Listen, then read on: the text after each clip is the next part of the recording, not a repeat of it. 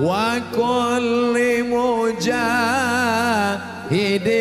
لله بأهل البدر يا الله. Kalau nanti akan terjadi hari Jumat pertengahan Ramadan, maka nanti akan begini-begini terjadi. Setelah dihitung-hitung, ternyata pertengahan Ramadan yang ada Jumatnya itu nanti di Ramadan 1441. Muharram, Safar, Rabiul Awal, sekarang Rabiul Akhir, Jumadil Awal, Jumadil, Rajab, Sya'ban, Ramadan. Apakah itu akan terjadi seperti yang ada di hadis itu? Wallahu a'lam bissawab. Mana kita tahu, dia belum terjadi. Tapi kita bersiap-siap perlu. Andai terjadi, kita sudah siap. Andai tak terjadi, berarti hadisnya tak sahih, bukan nabinya bohong. Jadi kami siap-siap lah nih Pak Ustaz. Siap lah. Rabiul Awal sekarang, tanggal 24, 25. Rabiul Akhir, Jumadil Awal, Jumadil Akhir, Rajab, Sya'ban, 5 bulan lagi. Siap-siapkanlah. Bahwa terjadi, kita sudah siap. Bahwa tak terjadi, berarti hadisnya palsu. Bukan berarti Nabi Muhammad pembohong. Karena kan tak ada bukti real nyata, ada rekaman rupanya Nabi ngomong qala Rasulullah SAW. Oleh sebab itu, jangan nanti ketika tak terjadi, ini hadis ini bohong aja ini. Bukan Nabi berbohong, hadis itu tak sahih. Nah, ini tentang masalah kalau nanti terjadi model prediksi-prediksi yang begitu. Kalau ibu bapak ibu baca nanti atau dengar ceramah yang modelnya prediksi, perkiraan, disampaikan oleh orang nanti akan begini, akan begini. Nah, kalau sumbernya benar, siap-siap, apa salahnya siap-siap? Tapi andai tidak terjadi pun, kita sudah siap. Jelas? Wallahu a'lam. Kemudian amal doa anak soleh. Apakah itu masih anak yang kandung atau doa anak yang yatim yang Ibu kalau mendoakan saya, sampai tak doa ibu ke saya? Sampai. Kita tak ada hubungan. Bapak kalau mendoakan saya sampai apa tidak? Sampai, tak ada hubungan. Makna anak soleh itu bukan membatasi hanya doa dia yang sampai. Makna doa anak soleh itu artinya amal Abdul Somad ada 3 yang tetap mengalir. Ceramah Abdul Somad ini amal dia apa tidak ini? Amal. Kalau Abdul Somad ngasih semen, ngasih batu bata, itu amalnya apa tidak? Amal. Anak Abdul Somad itu anaknya itu amalnya apa tidak? Kalau anak itu bukan amal saya tengok aja bini saya, mungkin lahir anak saya itu. Nah, begitu kasarnya, mohon maaf, beri maaf. Jadi makna anak tadi jangan diragukan. Ustaz, kami ini tak punya anak, cuma anak angkat. Mengalir. Anak tiri, mengalir. Anak orang, mengalir. Mengalir. Jangan takut tentang masalah. Yang tak punya anak, jangan takut. Anak asuh, anak yatim. Makna hadis itu mengatakan anak soleh artinya amal kita nih putus, tapi ada 3 amal kita. Sedekah itu amal kita, anak itu pun amal kita, dan ilmu yang kita ajarkan itu pun amal kita. Bisa dipahami? Bisa. Insyaallah. Wallahu a'lam.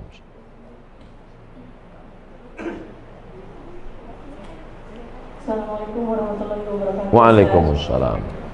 Saya mau menanyakan amalan mana kira-kira yang diterima seorang tua yang punya anak kandung tetapi dia kurang taat beribadahnya, atau dia mengangkat anak bukan anaknya sendiri tetapi anak-anak itu sangat soleh dan sering mendoakan orang tuanya. Jadi amalan mana yang lebih cepat diterima oleh Allah? Itu yang pertama. Dan yang kedua, saya mohon supaya Ustadz dan jamaah yang ada di sini nanti tolong mendoakan untuk kesembuhan ibu saya. Nanti di akhir majelis kita doa semua untuk kesehatan, untuk husnul khatimah, untuk anak-anak kita dijaga dari narkoba. Nanti di akhir majelis. Punya anak kandung, kerjanya minum khamar, sakau, mabuk. Ada anak angkat, orangnya soleh. Kedua-duanya ini berdoa. Mana doanya yang lebih dulu sampai? Illalladzina amanu wa amilus shalihat. Semua manusia ini rugi kecuali orang beriman dan beramal soleh. Yang ditengok bukan anak kandung, anak tiri, anak angkat, tetangga, kawan, jiran, sahabat. Yang ditengok adalah soleh. Makanya Rabbi habli minas solehin. Jangan takut tidak punya anak, tak ada yang mendoakan. Jangan takut bahwa kita tidak punya anak, tapi kita didik anak-anak kita jadi soleh, baik, bagus, memang itu perintah agama. Tapi terlalu khawatir tak punya anak, jangan takut. Nah, oleh sebab itu maka doa sampai, doa kawan sampai. Itu makanya kita suruh dekat-dekat dengan orang-orang soleh, berjamaah. Meninggal kita, saya insya Allah kalau mati jamaah di Surama ini banyak mendoakan. Tak ada pun doa dari tetangga, sahabat, kerabat, doa dari jamaah banyak doakan. Yang penting hablum minan nasnya baik, hablum minallah baik. Maka syarat dikabulkannya doa amanu wa amilus sholihan, beriman dan beramal soleh. Wallahu a'lam.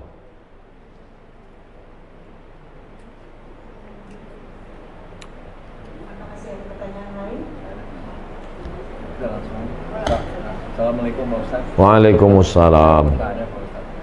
Kalau misalnya kita kan nabung di bank konvensional, itu kan ada bunga, berbunga. Nah bunganya itu kan boleh nggak gitu diamalkan ke mana gitu? Nah, itu hukumnya gimana tuh Pak Ustaz? Juga yang menerimanya bagaimana gitu?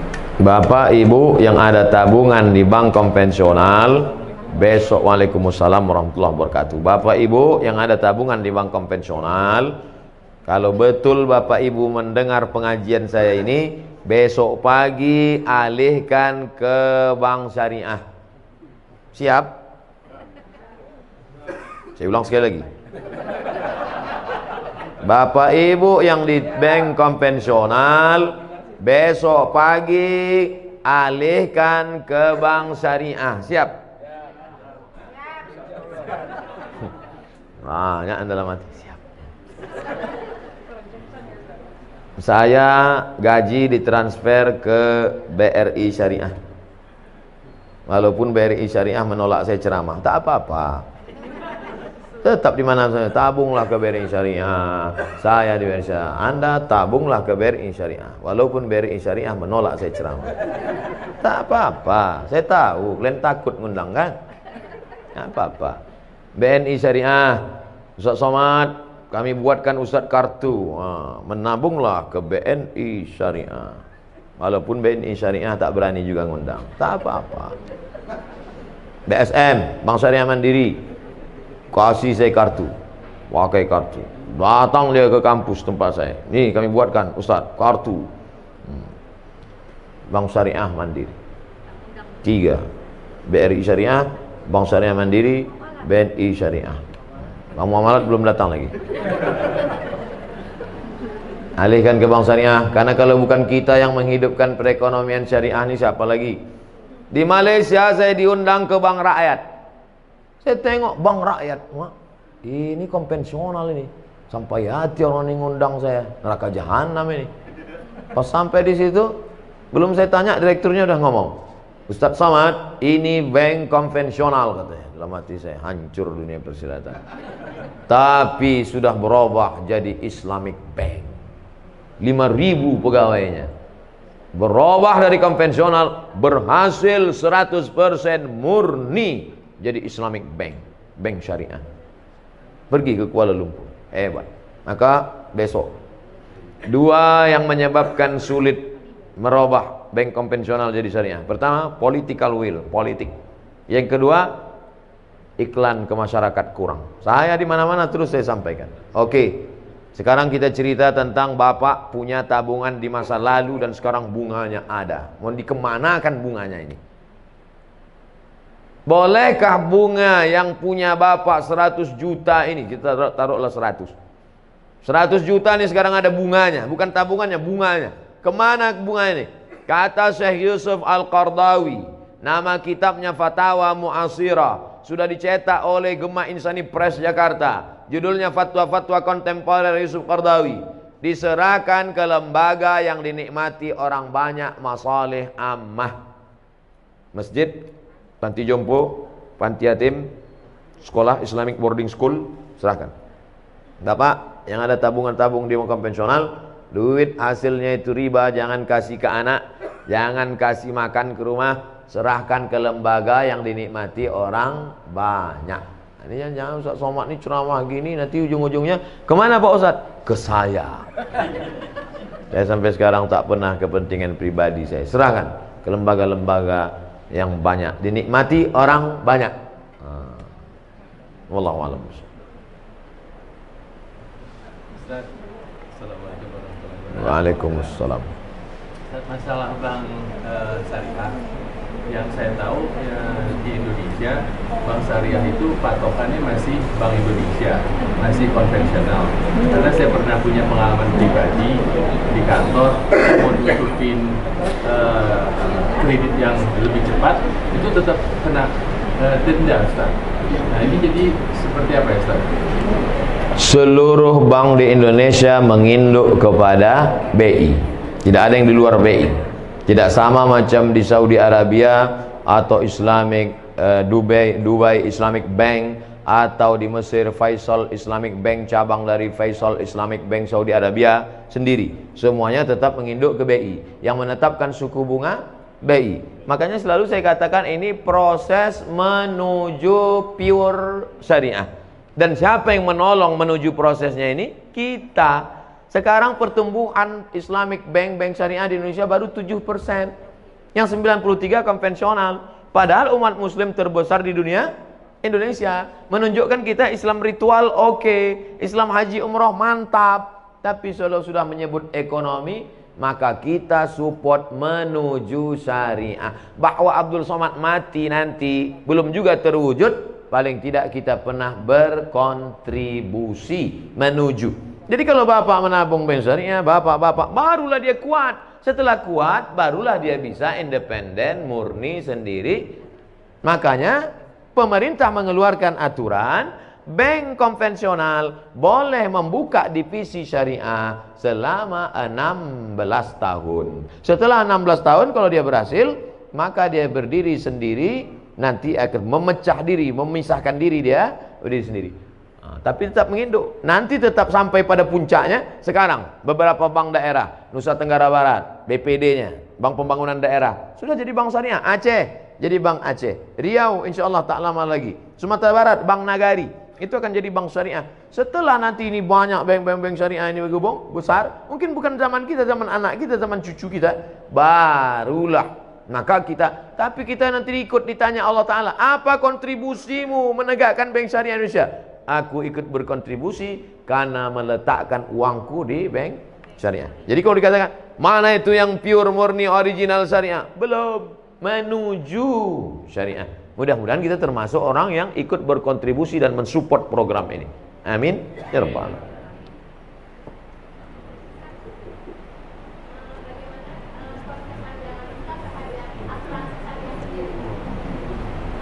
Hukum asuransi ada dua.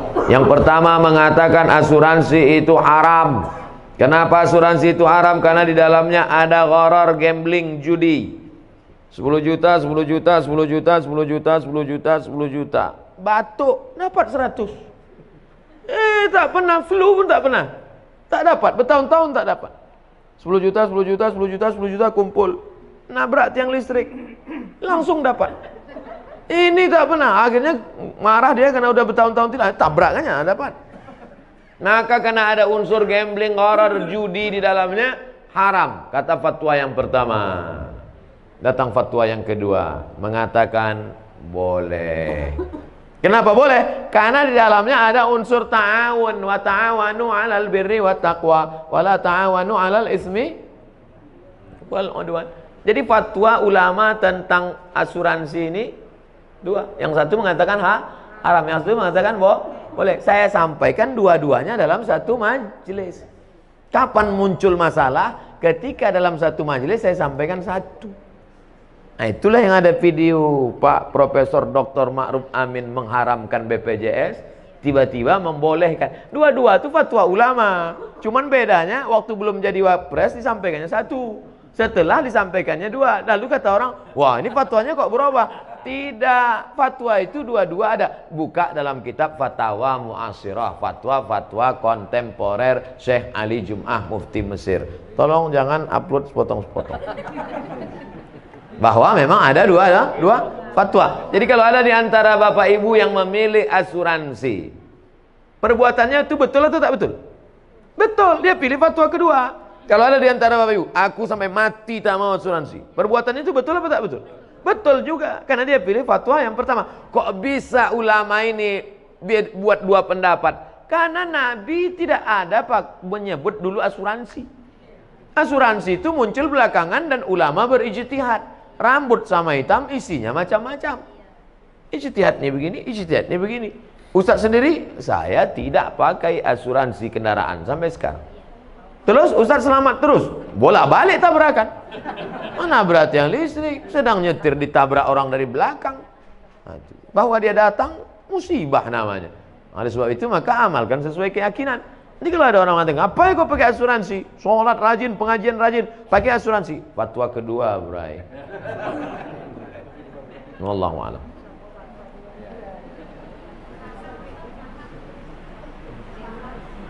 Ya Bu. Sampai sekarang tidak ada keluar dari Majelis Ulama Indonesia yang mengatakan bahwa materi benda yang disuntikkan itu halal. Tak ada. Ini kan ada fatwa halal. Ada tak halalnya nih? Oke, oke, halal. Halal. Halal ini isinya halal. Sedangkan itu, suntik itu tidak ada yang mengeluarkan fatwa isinya itu halal. Tak ada. Yang ada fatwa boleh memakainya karena darurat. Bukan isinya. Boleh memakainya. Bedakan antara fatwa isi dengan fatwa memakai. Sekarang saya masuk ke hutan. Sampai di hutan tak ada makanan. Yang ada cuma babi. Lalu saya telepon. Assalamualaikum Ustaz. Waalaikumsalam. Ini ada babi nih Ustaz. Boleh tak saya makan? Kata Ustaz itu, ada kau makanan yang lain? Tak ada. Jadi pilihannya cuma dua aja Ustaz. Mati sama babi. Makanlah babi itu. Apakah babi itu halal? Tidak. Sampai mati babi tak halal. Tapi memakan babi saat itu boleh karena darurat. Karena kalau tak dimakan mati sampai dapat pisang. Kalau udah dapat pisangnya kau makan babi lagi. Assalamualaikum Ustaz. Enak rupanya babi ini Ustaz. Jangan. Dari cerita ilustrasi tadi, paham Bapak Ibu kan? Itu enaknya kita ceramah sama orang cerdas nih.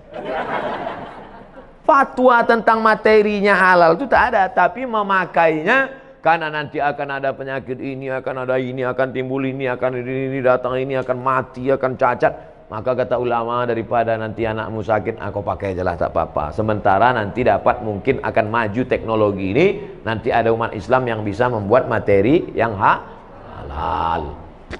Jelas? Allahu a'lam. Salatullah, salamullah ala taha rasulillah.